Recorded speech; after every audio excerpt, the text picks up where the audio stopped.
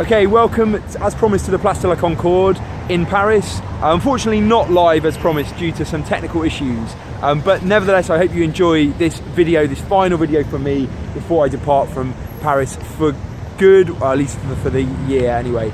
I hope you've enjoyed the series of videos that I've made, and do have a look through the different ones and comment and let me know your thoughts. I'm finishing up here because it's obviously just a central event in the revolution, indeed series of events really that take place here, and what's equally fascinating is really there's very hard to find any trace of that now when you come to Place de la Concorde. So to imagine the execution of Louis XVI on the 21st of January 1793, you have to try to ignore the massive roundabout and the traffic screaming behind me, and the Ferris wheel, and the strange Egyptian obelisk that was placed here in 1834, and instead just imagine a very large and silent crowd, 20,000 people, a mixture of, you know, some enthusiasm but also just kind of awe and almost disbelief that this is actually taking place.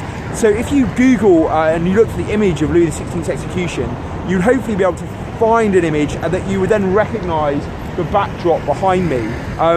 So Louis is brought here because this is actually the square of his ancestor Louis XV. The square is originally called Place de Louis XV, and it's now known at the time of his execution as Place de la Révolution, and it's seen as a great open space to use for the exemplary justice of the National Tribunal. So those who are pronounced to be enemies of the revolution are brought here and beheaded publicly in front of large crowds. And Louis, of course, is the great symbol that the revolution has now finally achieved its true status as a republic, and it's moving away from the tyranny of the past. But, of course, this is also the kickstart of really the turning point of the revolution, and where I think things start to go badly wrong. Sorry about the noise. People get excited, obviously, about my broadcast. So this is where really everything starts to go wrong, because by doing this, by executing the king, it really pits the revolutionaries one against another, the moderates against the more radical elements, and even really within the radical elements there are disputes about where to go next. And the consequence of this then is not therefore a kind of culmination of the revolution, but rather a intensification of it after January 1793. And it's really now Louis' execution isn't the culmination of the death sentences. It's really the kickstart, and there are far more that now take place in the year 1793 and into 1794 and even into 1795. And that's a less understood fact, because Robespierre, who is seen as the kind of architect of the terror, is actually executed in the middle of 1794, but the terror continues against those who were either associated with Robespierre or even just generally associated with the terror. So what do you do with this? You know, this is supposed to be a place to celebrate the revolution, and yet it seems to symbolise everything that's gone wrong. So what you do is you just rename it, so you call it Place de la Concorde, and you have the idea of unity and harmony there.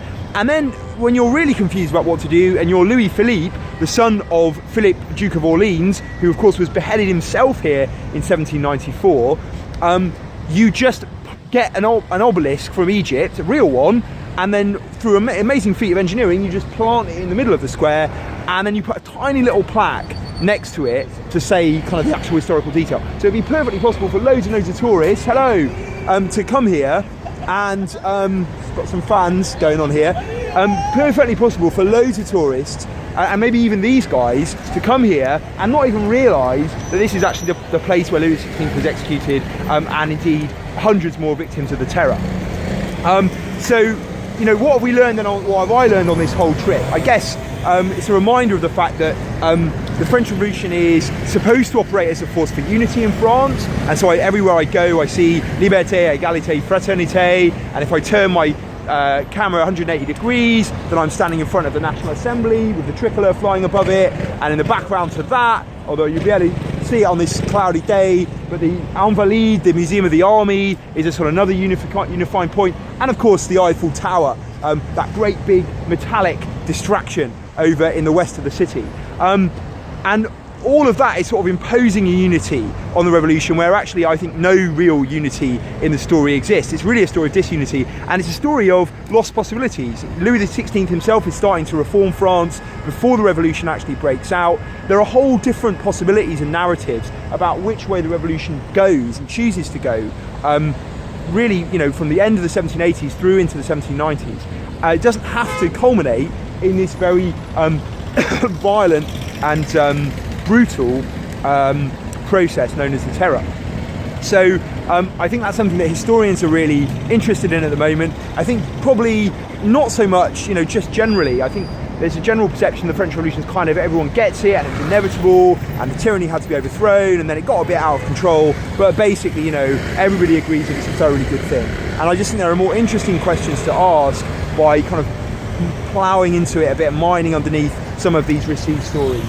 And hopefully, you know, the Place de la Concorde provided an illustration of this, and hopefully my other videos as well. So I hope you've enjoyed them. I've really enjoyed coming to Paris, and I will really welcome your comments. I look forward to hearing from you. Okay, thanks again. All right, bye.